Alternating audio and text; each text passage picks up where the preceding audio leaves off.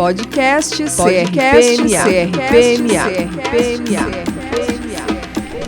Olá, Psis do Maranhão, sejam muito bem-vindos e bem-vindas. É uma enorme alegria dando início à série especial, que é uma iniciativa da Comissão de Relações Étnico-Raciais do Conselho Regional de Psicologia do Maranhão. E aqui a gente quer conversar um pouco sobre a saúde mental e as vivências da população negra, considerando o quanto, historicamente, o nosso fazer da escuta tem sido atravessado também por algo estrutural das nossas relações, que é o racismo.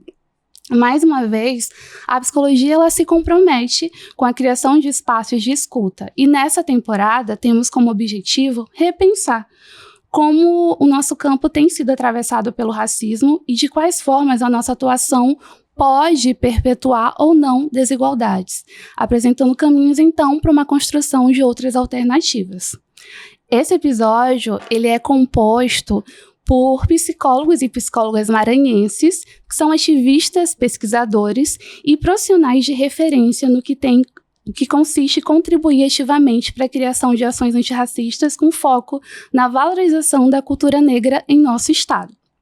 Para assumir o lugar de onde estamos falando é fundamental, pois assim podemos colocar sem receio as nossas singularidades em diálogo. Do Maranhão para o mundo, sejam muito bem-vindos e bem-vindas a estas encruzilhadas.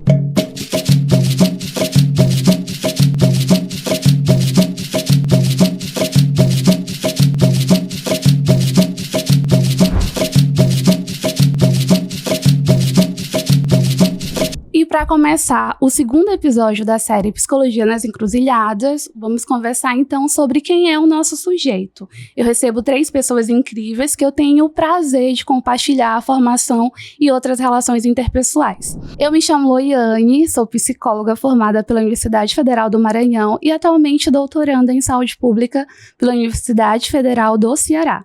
Atualmente eu componho o 5º plenário do Conselho Regional de Psicologia e estou presidindo a Comissão de Ética. Também gostaria de dar boas-vindas aos nossos convidados e começo a apresentação por Matheus Campelo, seja muito bem-vindo. Matheus é psicólogo formado pela Universidade Federal do Maranhão, atualmente é pós-graduando em Psicologia da Saúde, integra o grupo de estudos sobre relações étnico-raciais do Programa de Pós-Graduação em Cultura e Sociedade da Universidade Federal do Maranhão. Um prazer te receber aqui. Só confirma o interesse do CRP em escutar profissionais como você. Seja muito bem-vindo, Campelo. Muito obrigado, Loiane. É um prazer imenso estar aqui, ser convidado e estar rodeado de mulheres assim necessárias e potentes que me formaram e ainda me atravessam nessa formação enquanto psicólogo. E vamos aí construir esse diálogo extremamente importante para além do Novembro Negro, né, mas para a nossa formação. E, mais uma vez, obrigado. A gente que agradece. Também compõe esse momento a psicóloga Ana Gabriele, que é graduada em Psicologia pela Universidade Federal do Maranhão, é psicanalista em formação em Psicanálise e Relações de Gênero. Tem formação continuada em psicanálise periférica, participa do projeto Pense Minha Cor e Canto Baobá, espaços que visam democratizar o acesso à psicologia. Ela também compõe o grupo de estudos sobre relações étnico-raciais do PGCult e o grupo de estudos de gênero, memória e identidade, o GENI. É interessada em realizar pesquisas que articulam psicanálise, trabalho e questões interseccionais. Seja muito bem-vinda, Ana Gabriela, é um prazer tê-la aqui conosco. Queria agradecer o convite, né, e a oportunidade de estar dividindo esse espaço que é um espaço de diálogo, de conversa sobre uma temática aí que nos atravessa, não somente enquanto profissionais da escuta, mas também enquanto sujeitos que somos atravessados por essas questões. E para mim, sendo o primeiro podcast que eu estou participando, é muito importante estar ao lado de pessoas que são referências para mim e que também já têm aí um caminho compartilhado. Então, obrigada. Perfeito, obrigada. E agora eu quero apresentar para vocês a minha companheira de 5º plenário, Maíla Aguiar, que é psicóloga, é mestre em psicologia pela UFMA, atua como psicóloga de saúde indígena no Distrito Sanitário Especial Indígena do Maranhão e também atua como docente de ensino superior. Tem como foco de trabalho pesquisa e estudos sobre a subjetividade, descolonização do pensamento, psicologia social e comunitária, povos tradicionais e indígenas.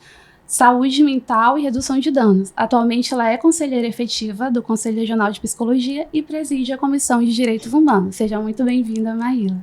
Obrigada, Loiane. Obrigada a vocês por compartilharem hoje esse momento de diálogo, que é tão importante também para a nossa Comissão de Direitos Humanos e para a nossa classe, né, enquanto uma profissão ética e política, né, que se compromete aí com a população negra, com os povos indígenas. Então, acredito que vai ser um papo bem legal com vocês, que são queridos, né, tanto na minha carreira quanto pessoal também. E para demarcar a confluência desse momento, é importante explicar para os nossos ouvintes que esse momento ele é organizado pela Comissão de Relações Étnico-Raciais, mas também tem cooperação da Comissão de Direitos Humanos e também da Comissão de Ética do 5º Plenário do Conselho Regional de Psicologia. Sem muitas delongas, apesar de muitas delongas até esse momento, a gente vai começar então o primeiro bloco desse momento do nosso encontro com a seguinte pergunta, pessoal. Como a escuta de vivências afro-brasileiras pode transformar o nosso set terapêutico em um espaço de reparação histórica? Fica livre para a gente fazer essa troca e construir esse diálogo a partir desse primeiro ponto. Quando foi me levado nessa questão, né, quem é o nosso sujeito, eu fiz essa interrogação, né? Quem são os nossos sujeitos? E por que surgiu essa pergunta? Porque o nosso sujeito, por muito tempo, ele foi voltado para um corpo específico. E quando a gente tensiona, racializa, faz uma intersecção, a gente consegue ir para além, né? Isso é muito necessário em nossa formação, né? E quando trazemos e escutamos experiências afrodiaspóricas, a gente está fazendo um movimento que busca dar voz a pessoas que tiveram muito tempo suas vozes negadas ou silenciadas, né? Esse instrumento de silenciamento que ainda percute, ainda existe em nossa sociedade, faz com que a gente se implique com isso. A gente precisa dar voz a essas pessoas, né? E aí, considerando um set terapêutico como um desses espaços que a gente pode promover a escuta e a voz desses sujeitos. Então a gente está falando de sujeitos marginalizados, sujeitos à margem, né? A gente está falando de sujeitos que foram, através de políticas institucionais mesmo, colocado em um espaço de negação. E a gente nem considerava antes como sujeitos, né? A gente estava vendo eles como objetos. Então, quando vamos a espaços como a escola, por exemplo, que é a minha principal pauta, né, o principal ramo de atuação, é poder dar voz a esses adolescentes negros ou adolescentes da periferia que sequer tinha essa visibilidade e possibilidade de falar de seu mal-estar. Então, quando a psicologia afroperspectivada e racializada tensiona, ela vai dizer, olha, existe um espaço para aqui você falar do seu mal-estar. Aqui a gente pode escutar. Então, a psicologia ela está aí nesse movimento, né, de criar espaços plurais para esses sujeitos que foram por muito tempo e ainda são violentados através de um dispositivo mais caro, que é o silenciamento, né? Então a gente precisa, através da voz, né, através desse suporte, desses espaços de fala, para poder, assim, a gente atuar de forma mais visceral, né, afetiva e efetiva nesses espaços. Quando a gente fala também, assim, para relembrar, né, e reforçar o que Campelo está trazendo, é que a gente está falando de um público que passou e ainda tem passado um sequestro subjetivo. Então, quando a gente pensa em uma adjetivação de uma psicologia preta, quando pensa em qual é o nosso sujeito, e a gente sabe responder de imediato quem é, considerando qual é a nossa formação, a gente tem que pensar que realmente abordar um tema como esse não tem que ser um diferencial formativo, mas um compromisso ético de toda uma classe que se compromete a lidar com a escuta e com o sofrimento de um sujeito, seja ele qual seja, né? E aí também escutar a Maíla, Ana Gabriele, sobre o que acha do que a gente está trazendo nesse primeiro momento. Quando o Matheus fala sobre essa questão do sujeito, né, e aí ele já veio fazendo essa discussão da possibilidade da escuta em espaços que antes não eram escutados, é importante a gente, inclusive, poder discutir quem é o sujeito que está sendo considerado enquanto sujeito também, né? Porque quando a gente pensa num sujeito que vai ali na clínica, ou mesmo que tem a possibilidade de ser escutado, seja na escola, seja no seu ambiente de trabalho, seja em qualquer espaço assim público, a gente cria a noção de um sujeito muito específico. E é importante a gente dar a voz e o reconhecimento dessas outras possibilidades de escuta, justamente porque por muito tempo nós, enquanto pessoas negras, né, não pudemos ter esse local de ser escutadas. E aí tem uma imagem que a Grada, né, vai trazendo no livro dela, da Anastácia, que foi uma mulher escravizada, da máscara, né, de uma máscara de ferro, que isso é uma imagem muito simbólica do espaço de escuta que o sujeito negro tem dentro das suas próprias vivências. E isso é muito perceptível na clínica, quando a gente vai observando que muitas pessoas elas não conseguem nem desenvolver essa possibilidade de falar de si, né, de poder entrar em contato com as suas próprias emoções, porque isso não foi algo cultivado dentro do seu processo de constituição subjetiva. Então, quando tu fala dessa importância das vivências afro-brasileiras, né, de serem escutadas como forma dessa reparação histórica, é também da gente poder escutar aquilo que por muito tempo não quiseram escutar, de teorias que foram feitas em cima de vivências que estavam muito distantes da nossa própria realidade, né, de um ideal aí que não compete ao nosso ideal de vivência. Então, a reparação histórica começa a partir do momento em que a gente dá voz a essas vivências que por muito tempo não foram escutadas e reconhecê-las enquanto vivências possíveis de serem vividas, e não só vividas, mas de desenvolvidas para outros espaços, para além daqueles que são impostos, né? E aí eu sempre penso assim, né, o quanto que eu estou há 7 anos formada, né, e quando eu entrei em 2013, uma das coisas que muito me pegou, assim, com o passar do tempo, e principalmente estudando relações étnico-raciais, foi esse incômodo de não encontrar outros sujeitos, né, e aí você percebe que a psicologia, ela tá atrelada a esse sujeito específico que a gente sabe que é o homem branco heteronormativo, né, e que muitas vezes esse homem branco, inclusive, é o homem branco norte-americano ou europeu. E aí, quando isso se modifica na psicologia, por exemplo, com a entrada principalmente de autores negros, né? Então, quando a gente pensa assim, que toda a minha formação de pensamento, por exemplo, ela dá uma torção quando eu encontro, por exemplo, Frantz Fanon, que é um psiquiatra negro, que inclusive ampara, por exemplo, minha atuação junto aos povos indígenas, porque faz esse redirecionamento epistemológico da gente tirar esse sujeito específico, né, do branco, e você olha para a multiplicidade, né, desses outros povos, né.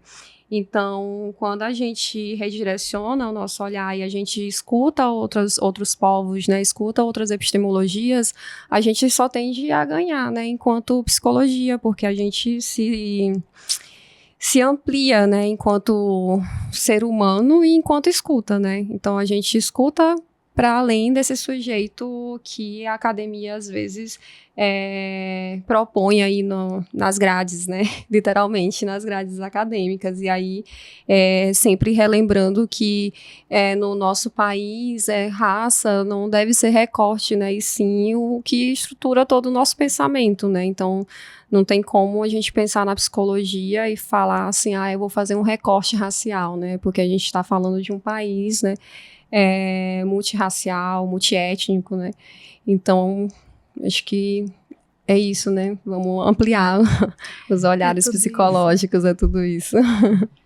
Perfeito. E pensar também, gente, que é extremamente estrutural e é um grande investimento e lucrativo o sofrimento de pessoas negras. Então, deixá-las e nesse lugar de permanência, né, deixar a gente nesse lugar de permanência e de sofrimento é um processo político e colonizador de afastar a gente de humanidade, porque quando a gente se coloca como um sujeito de escuta, de falar sobre o seu sofrimento, sobre a sua vida, é também um sujeito que se aproxima de uma humanidade, o que todos os processos retiram isso da gente. E quando a gente pensa sobre esse primeiro bloco é pensar... teve uma coisa que a Fernanda Caiang, em uma última palestra que eu assisti dela, que me marcou muito, que ela falou o seguinte: a população de povos originários e de população negra são pessoas que são donos do conhecimento. Eles não são detentores, né? O detentor é a branquitude. Esse dono, independente do momento, ele pode resgatar e falar, olha, eu sou dono desse conhecimento e eu posso resgatar ele. Então, quando a gente faz esse movimento, não é só de adjetivar as discussões da psicologia para uma outra população, né? Pensar na diversidade populacional, mas é fazer um resgate do que estrutura a criação da psicologia, mas que é sequestrada por uma branquitude como um conceito que são deles. E quando a gente vai mexer ali, né, um pouquinho, percebe que não é. Campelo, quer falar? Nossa, eu fiquei pensando muito, né? Sim. Quando a gente nomeia alguém como sujeito, a gente tá dizendo que existe um outro que não é, né? Isso aí fica bem claro em nossas atuações. E quando fala de saberes, é um ponto muito importante para nós, quando a gente leva para dentro da academia, principalmente da psicologia, ou qualquer instituição, a gente é, por vezes, violentado, né? No sentido de que aquele sujeito que pesquisa temas, relações, que abrange o olhar, ele vai ser considerado algo assim... apenas um sujeito que só está pesquisando, ele não é validado na sua pesquisa, ele não é validado no seu trabalho de investigar, de dialogar, né? Então, quando a gente traz Neuza Santos, traz Sueli Carneiro, traz antropólogos para a discussão dentro da psicologia, a gente vai dizer, muitos apontam e dizem, mas isso não é fazer psicólogo. Mas a gente, como assim não é fazer psicólogo se a gente está lidando com esses sujeitos, né? A gente dialoga com esses sujeitos.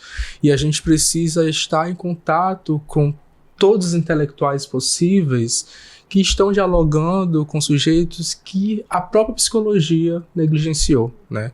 Então a gente vai dizer que a psicologia ela nasce ali nos 70 para pensar uma clínica voltada para um público específico, branco, com a classe média, e aí a psicologia se faz aí, né? Se faz no centro. E a margem era sempre esquecida e a gente precisa voltar para essa margem para a gente poder ampliar nossos olhos, né? E aí eu fico imaginando, né? O que é possível a gente fazer enquanto psicólogos, né? Além de transgredir dentro da academia, que é muito difícil, acho que todos nós a gente já sabe como é levar esses autores e dizer, não, mas isso não é da área da psicologia.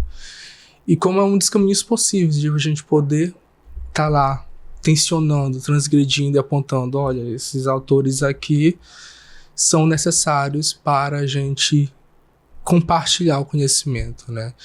E, enfim, são muitas outras facetas aí, enfim, a gente pode dialogar, mas pensar que a gente deve dialogar com outros autores, e principalmente esses autores que estão sendo silenciados, né, sistematicamente. E aí, quando fala de morte, de silenciamento, só para fechar, tem um termo que é muito caro, né, para mim, que é o Mabembe, né, que é o autor Mabembe, camaronês, que é falar de necropolítica, que a gente se depara todos os dias com as mortes não físicas dos corpos negros, corpos racializados, enfim, mas a gente também lida com mortes simbólicas. A gente está lidando com, aí a gente se debruçar um campo da escola, em qualquer ambiente de trabalho, a gente vai ver que muitos sonhos são ceifados. E os sonhos é algo simbólico, né? Aí que retirar desse sujeito negro, de poder sonhar. Então a gente está falando de uma morte simbólica, a gente está falando de necropolítica em diversas dimensões. E quando a gente trabalha no setting terapêutico, em qualquer espaço clínico de uma escuta ética, quando a gente devolve, por exemplo, um projeto de vida, um sonho para aquele sujeito, a gente está resgatando essa alteridade, né? Então, a gente vive em um contexto necropolítico, né? E aí a gente tensionar isso e levar isso para a academia é muito caro. E poder dar vida, né, a essa dimensão é uma tarefa difícil, mas é possível, né? Então, o que me traz, né, estar aqui é poder dialogar, né? Como a gente pode fazer e trazer vida a esses sujeitos, né? para além de uma morte física, mas vidas simbólicas e vidas físicas materiais, né? E os sonhos e reestruturar, enfim. Talvez uma viajada, mas é essa questão aí que me... É muito forte que tu traz, porque quando a gente se depara para essa pergunta, quem é o sujeito que a gente escuta, eu faço um retorno à minha formação e nem eu era o sujeito que eu estava me formando para atender. Quando consiste várias coisas que dificultam, né? Então, quando a gente fala assim, quem é esse sujeito da psicologia, é muito comum que atravesse as nossas vivências que nem a gente era. A gente estava se formando para um outro sujeito muito distante de quem nós somos, de quem a gente convive. E essa morte, ela acontece desde esse momento que a gente entra nesse espaço acadêmico. Quando a gente se propõe a pensar, a questionar, quando a gente não compreende, né, algumas coisas que são repassadas ali. Então, quando tu traz isso, me tocou, eu voltei muito nessa vivência de pensar, poxa, eu tô me formando para atender quem? E falando nessa questão de não só quem estamos atendendo, né, mas quando o Matheus fala também sobre essa morte simbólica, a gente pensa nessa morte simbólica também estendida para esse apagamento das teorias, né, que é o epistemicídio, que a gente vê hoje um movimento de retomada, de poder estar introduzindo, seja nas grades curriculares, seja mesmo no próprio fazer clínico ou no fazer laboral de cada um aí dentro dos seus espaços de trabalho, mas de como que essa retomada, né, dessas teorias é importante para a gente. Quando a Lélia vai falando no seu livro Por um Feminismo Afro-Latino-Americano, que o lixo vai falar e vai falar numa boa, né? É sobre isso que a gente está falando aqui também. Não só desse lixo nesse sentido pejorativo, mas no lixo no sentido daquelas pessoas que foram colocadas nesse lugar, num lugar marginalizado, e não só das pessoas que estão atendendo, né? Mas de pensar nós, enquanto sujeitos que também atendem essas pessoas, qual é o lugar que a gente está ocupando, de que forma que a gente está se racializando também no momento em que a gente se dispõe a escutar alguém, né? De que forma que a nossa presença está ali atravessando aquela possibilidade ou não de escuta. Porque há uma crítica hoje muito grande em relação a esse movimento de procura. Porque agora fulano de tal vai buscar só um psicólogo que seja um psicólogo preto para lhe atender. Por que estão questionando isso e não o fato do que não está sendo escutado dentro da clínica, né? Em relação a essas queixas e a essas demandas. Então, acho que isso é importante da gente poder trazer. Isso me lembra muito, assim, o percurso da graduação, quando chegamos lá na minha época, era teorias e técnicas psicoterápicas, e aí tinha 1, 2 e 3, né? E aí a gente chegava nos casos clínicos e nas teorias e técnicas psicoterápicas para os casos clínicos, né? E aí eu ficava muito, assim, incomodada no quanto que os casos clínicos eram muito distantes da realidade do que eu vinha, né? E aí, lembro de compartilhar, né, no grupo de Ramon, na época era um grupo de Psicologia da Educação e Relações Étnico-Raciais, o quanto que é isso, Luane, a gente vai fazendo, vai estudando e a gente não se encontra na própria epistemologia, na própria curricularização da psicologia, mas você sai repetindo as técnicas se você não parar, por exemplo, igual a gente está parando aqui, dialogando, né, e pensando sobre que psicologia a gente está fazendo e para quais sujeitos, né? E aí eu acho que ainda tem muito o que fazer, né? Mas, assim, a gente também tem avançado bem, né? Também em alguns aspectos, assim, de abertura desse diálogo, né?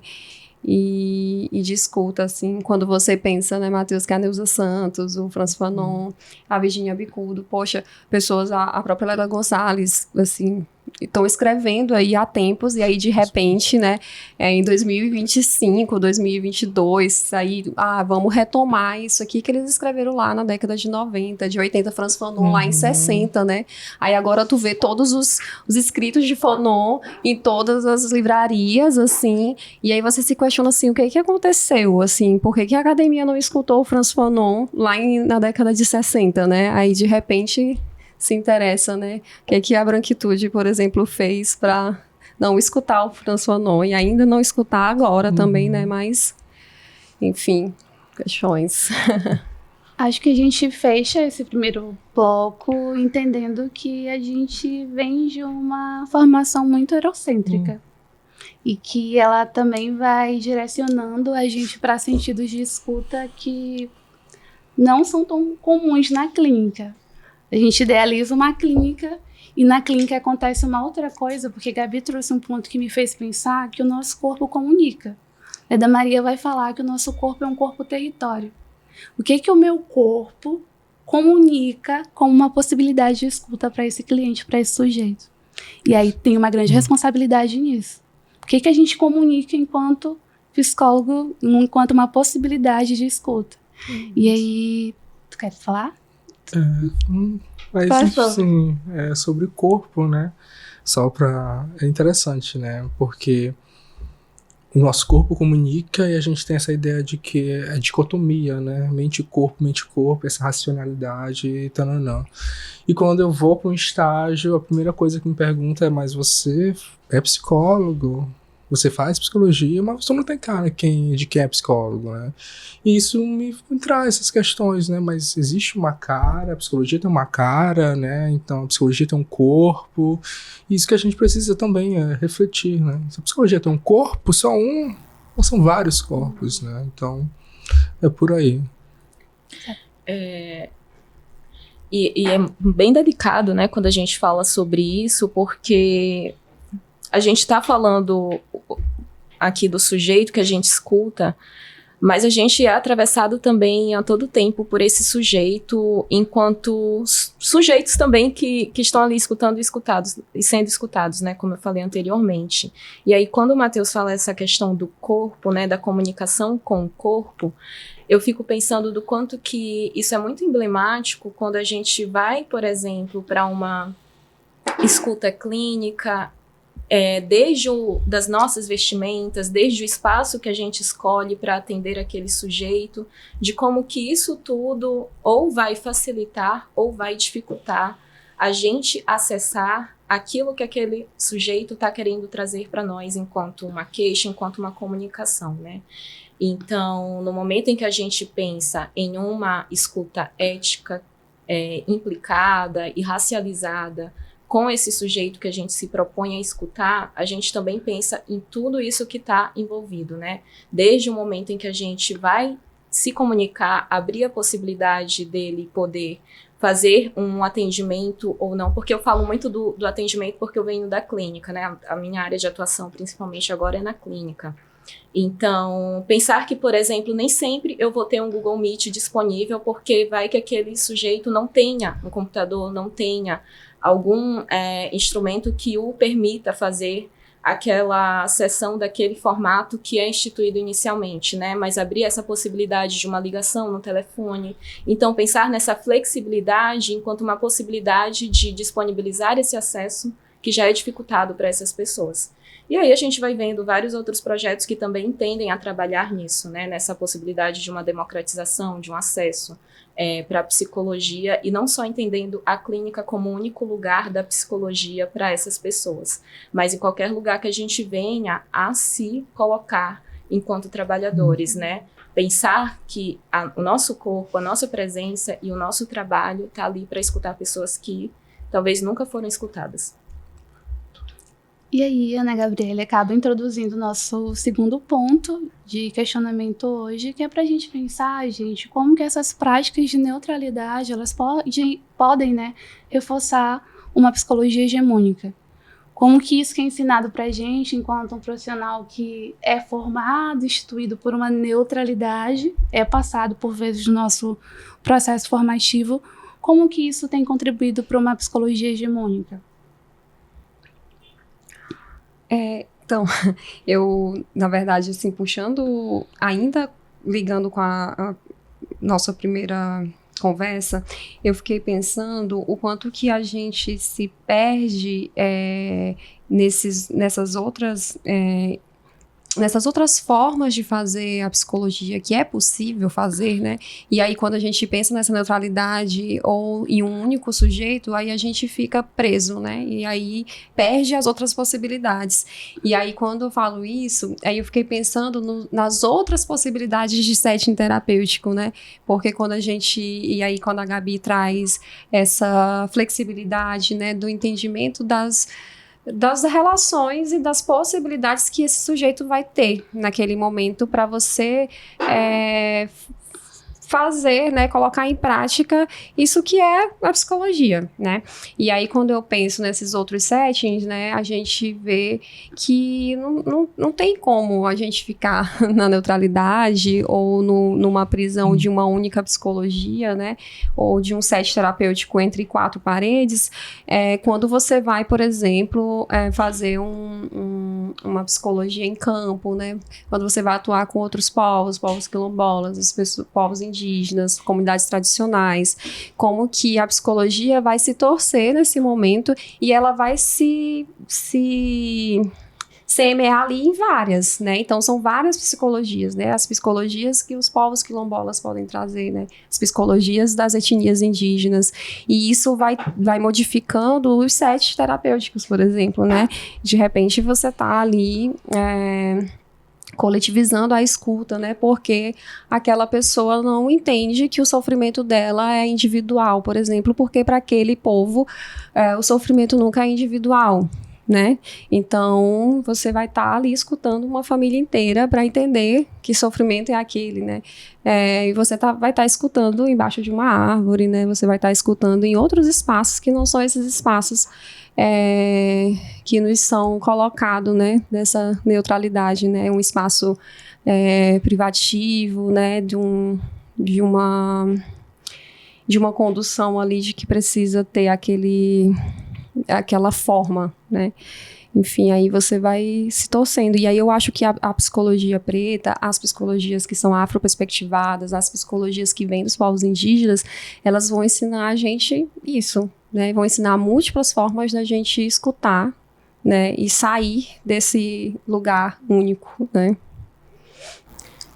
E essa ideia de neutralidade é uma ideia, assim, muito forjada em uma farsa mesmo, assim, quando a gente pensa o que é a neutralidade, né? Quem que define essa neutralidade? A partir do momento em que tem alguém ali definindo o que é ou não ser neutro, ser um psicólogo neutro, ter uma clínica neutra, ter uma teoria neutra, a gente já parte de uma definição que é feita por alguém que não está destituído de alguma ideologia, de alguma ideia. Então, só da gente pensar isso, né, a gente já pode questionar esse lugar da neutralidade. Quando a gente pensa dessas práticas, né, que se dizem neutras, nesse sentido associado a um reforçamento de uma psicologia hegemônica, a psicologia hegemônica é essa psicologia que a gente já tem acesso porque ela está dada.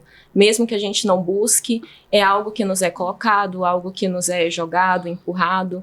E as outras psicologias é algo que a gente vai buscar, né? Eu lembro que quando eu li Lélia pela primeira vez, foi ainda na graduação, mas um único texto muito específico, racismo e sexismo, ainda lembro que foi uma disciplina muito específica, né, que trabalha geralmente essas disciplinas mais recortadas, ao invés de ser aquelas disciplinas que fazem parte do programa geral do curso.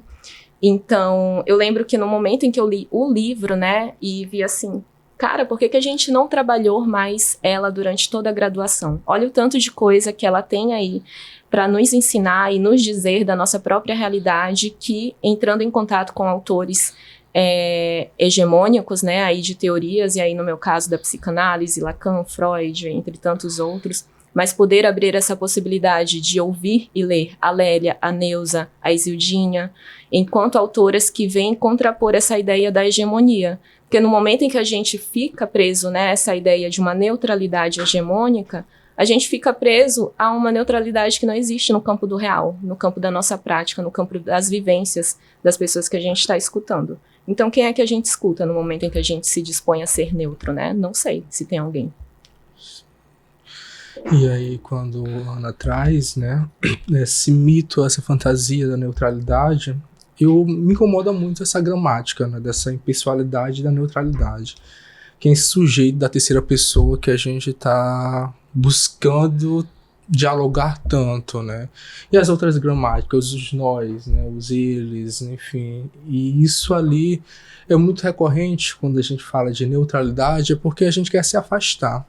Parece que quando a gente trabalha, ou quando existe uma instituição que obriga o sujeito a ser impessoal, só se coloca na terceira pessoa, me traz o incômodo de pensar, nossa, essa academia não quer que a gente se veja no espelho, né?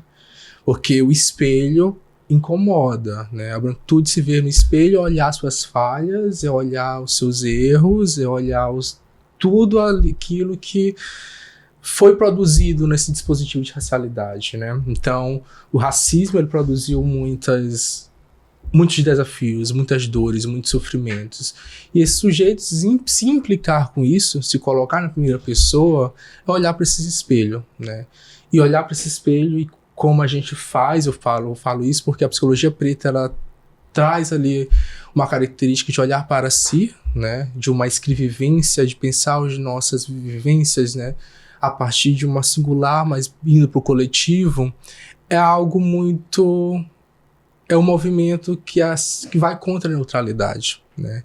Então, quando a gente propõe nos trazer ou nos colocar numa escrita ou numa roda de conversa, é algo assim extremamente disruptivo. Quando traz a Lélia, né, a Lélia Gonzalez, ela se coloca em primeira pessoa. Ela fala a gente, ela fala do preto gays, enfim, ela fala de uma linguagem que é a linguagem do cotidiano, né?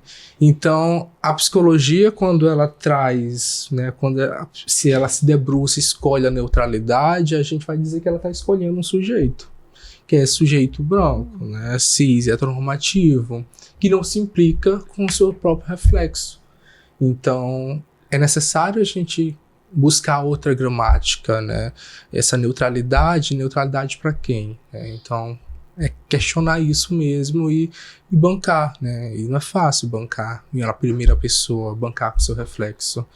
E esses tensionamentos, né, principalmente dentro da clínica, dentro dos espaços, é a gente se implicar, né, e reconhecer que a gente também pode construir uma psicologia junto com esses outros, né, junto com esses nós, né, junto com esses eus, e enfim, é um pouco por aí também, né, quando eu penso dessa neutralidade, esse mito.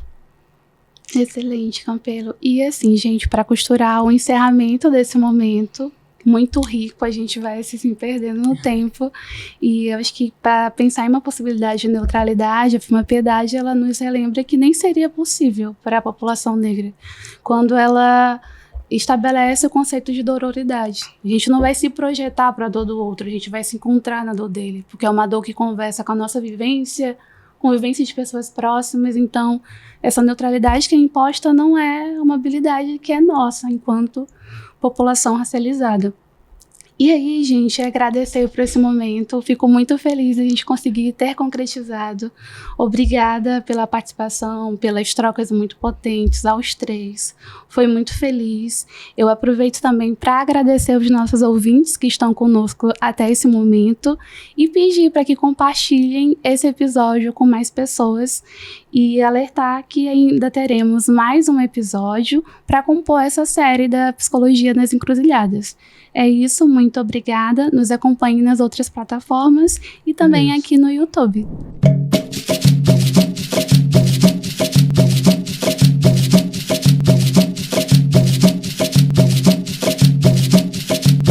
Este podcast é uma realização do Conselho Regional de Psicologia do Maranhão. Idealização, Comissão de Relações Étnico-Raciais.